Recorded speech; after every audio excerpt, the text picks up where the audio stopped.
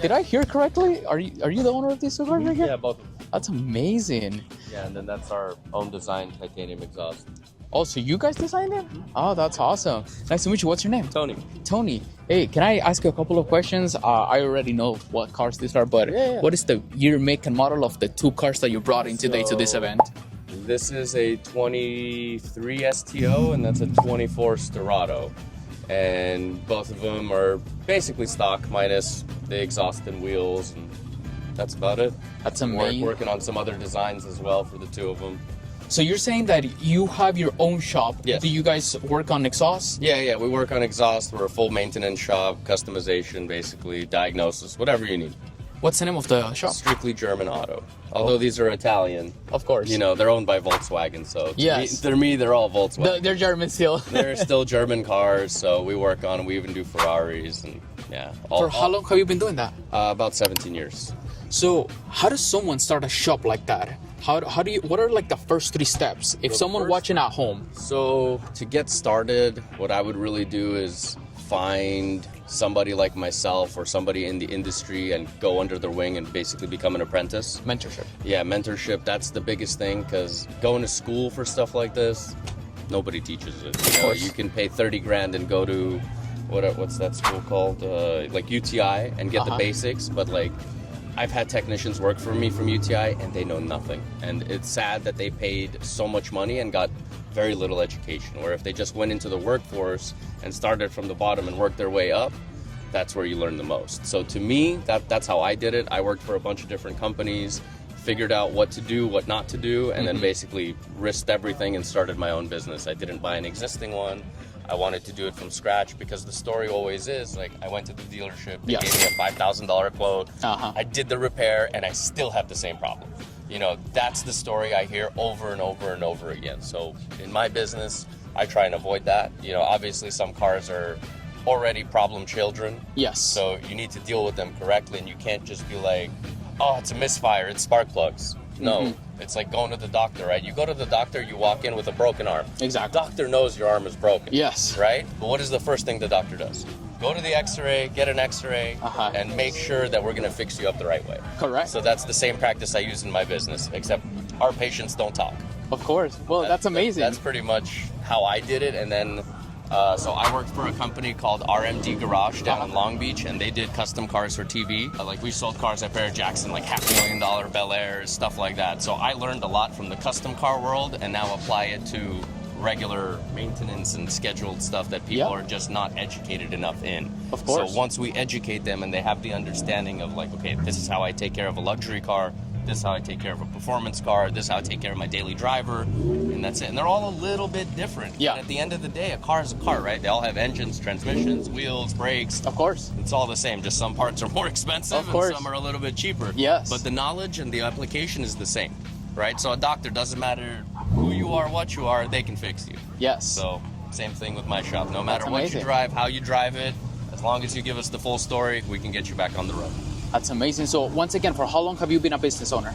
Business owner, only for myself, about 2 years. 2 years? So I started my shop 2 years ago, but I've been in the industry like 17, 20 years, something like that. Okay. I don't really keep track. I just started as a little boy playing with cars, and I got older, the cars got bigger. You know, I started with the little nitro RC cars, and now I'm playing with V10s and V12s and all kinds of stuff. So for me, it's a passion, right? I don't work a day in my life.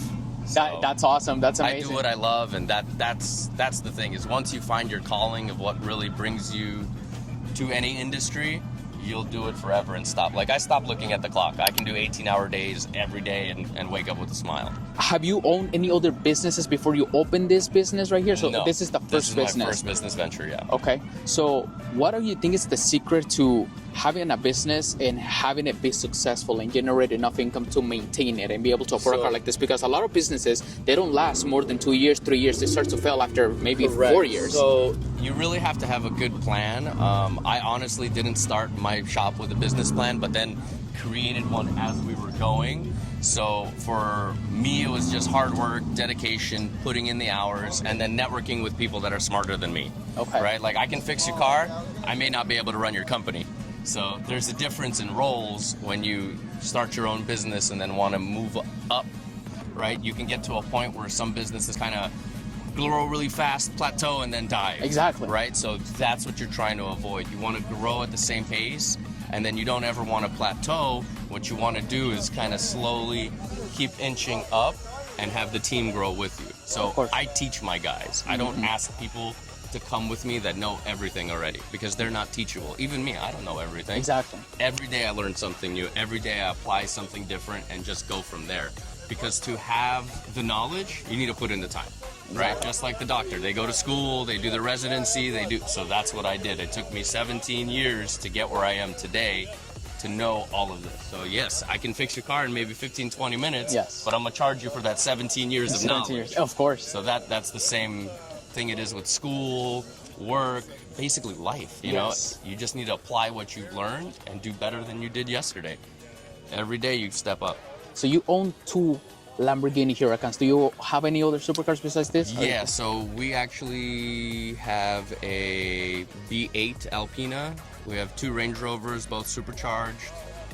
We have a 993 96 turbo Porsche. Amazing. And a Speedster, that 2018 Speedster in a PTS color. So that's the Aston Martin? No, it's also a Porsche. A Porsche, Yeah, okay. Yeah. So it's basically a GT3 with no roof. Oh, right, It's got a manual convertible top. It's a manual transmission, and it's got the 4-liter from a GT3.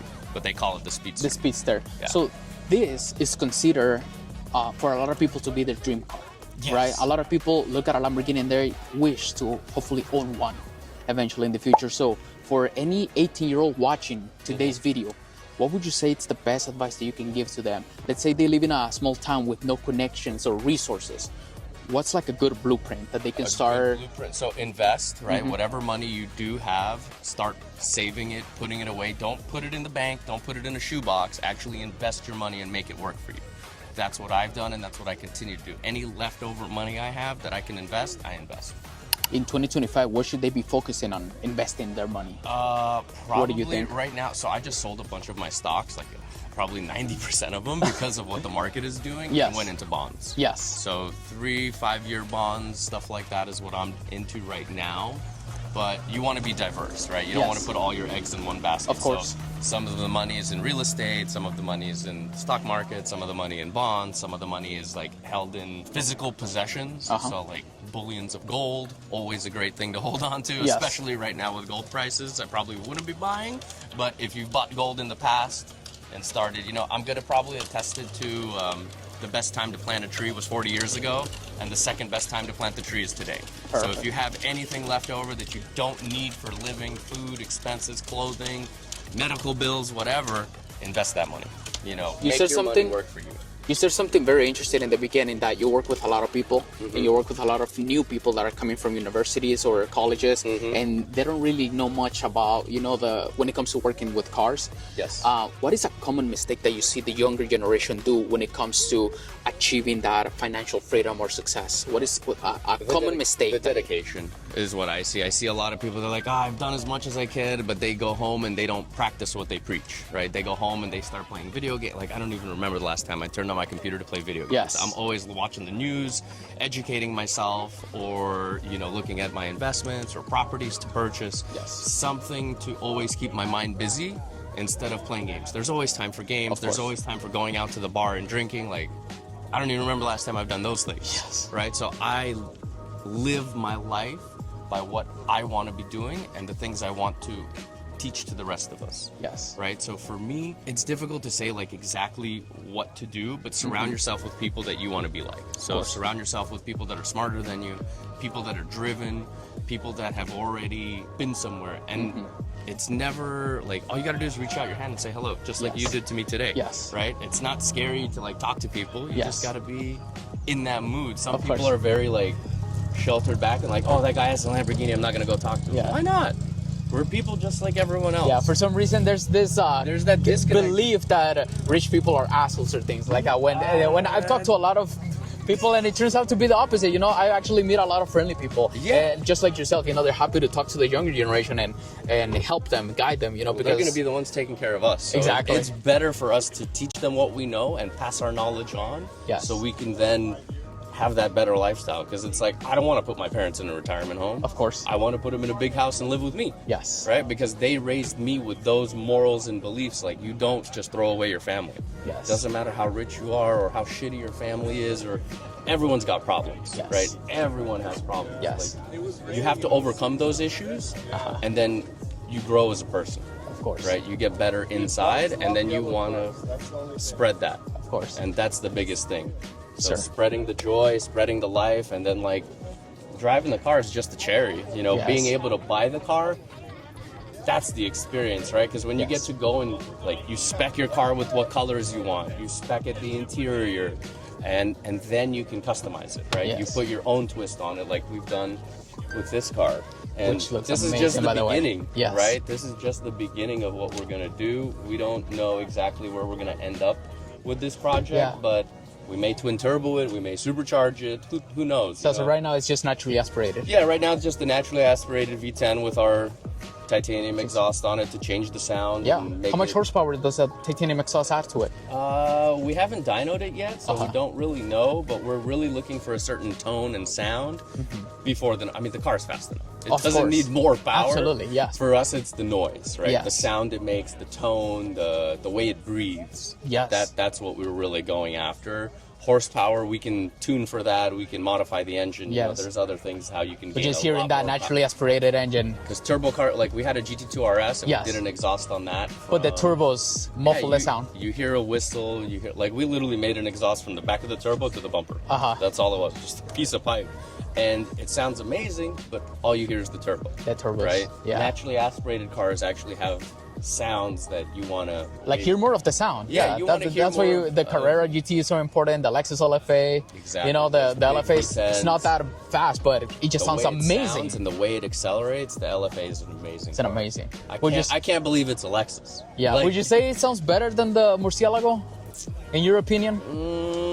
Depends. Again, that's a personal preference. Yeah. Like I love V12s, but they don't always have the best sound. The Yeah. V10 from the LFA, It's just so special. it has a special sound. That note, right? You Yes. can hear the difference between that and Yes. a Lamborghini V10. Of course. It's completely different sound. But what made it so special? Because it has a higher RPM than most The way it usual cars? revs, the exhaust system that's made, it's all the engineering put into the car, Yeah. right? That's why that car is so expensive. And Lexus even claims they lost money on every single one they sold. Yes, because Right? when Because it was cheap. When it came out, it wasn't cheap. selling at all. It's cheap. Look at the car today. $1 million. Carrera GTs are selling for like 2. 1.5 or 2. Oh, 2. Two. See, that's the cool thing about being out at a car show. You never know what you're gonna You see. never know. You never know. Like we even have a Renault Turbo. Yeah. That car was never even sold in America. Hopefully my buddy shows up. David, he's got a Sierra Cosworth Really? that we imported from Spain. That he hasn't. It was his car. He just hasn't seen it in about 8 or 9 years. Okay. And we brought it into the States, registered it, going through the procedures now to get it. It's plate and all of that. So anything is possible. How does that work? Where do they come by ship, by airplane? Yeah. So we put it in a container, shipped it by ship. Took about like 3 months to get here, and then we have to go through all the paperwork and registration because the Cosworths were never sold here. It's a bit of a lengthy process. We're already at like 6 months in, and we still don't have plates for the car. Uh-oh. But we have temporaries. We're able to drive it under some show and display laws. You know. Of course. You don't take it out of the garage unless you have to. For sure. Yeah, for sure. Take it. You know, it's a lot of fun. I bet. Bring these cars out and just be able to show them. Of right? course. Because some people don't even know what a Cosworth is. I actually don't know. I was just going to ask because I've never heard of that. That's an actual car brand from Spain. No. So it's a Ford modified by Cosworth, and it's called the Sierra. Okay. So it's kind of like the Escort. It's just one step below the Escort. Okay, rally. Yeah, For they're rally rallies cars. then. Okay, They're rally rallies. cars. Little 2-liter turbo cars, but rear-wheel drive, a ton of fun. They don't weigh anything. Lightweight, exactly. Lightweight, yeah. Like you can just drive the car as hard as you want all the time. That's amazing. Do you have an Instagram page where people can go and follow you? Yeah, Strictly German Autos, the Instagram page. I have my. Or I can In the grab. car? I can grab one Yeah, and give it to you. yeah, absolutely. I mean, maybe we can see the interior of the car. Check this out, guys. This is the Lamborghini Huracan Esterado right there. It's absolutely beautiful. What's your favorite thing about this car? You can do 150 miles an hour in the dirt. In the dirt. Yeah, we took this car to El Mirage and did it. Wow. No power seats. As you guys can see here, no power seats. Which is like, are you kidding me? We're paying a full house for it. No, but that's obviously made to save weight. But yeah, do you have a business card? there's a card, there's a Perfect, sticker for it. wonderful. Thank you so much. Hey, man, I appreciate it. Hey, I would love to maybe get your contact info. Do you have your phone number here? So you scan this, it'll load you into my phone and into yours. So even Perfect. if you lose the car, Yeah. you still got me. Maybe if there's a chance throughout the week that maybe we could go to your shop and do like a more in-depth interview. Absolutely. I would love to, talk to you and maybe check out some of your other cars that you have. Easy peasy. Yeah. Are you available Anytime. during the week? Monday through Saturday, I'm at the shop. Awesome. Thank you so much. What was your name again? Tony. Tony. Nice to meet you, Tony. Thank you so much. Guys, you guys- Very insightful. Thank you. Thank you. Boys. Appreciate it. Thank you.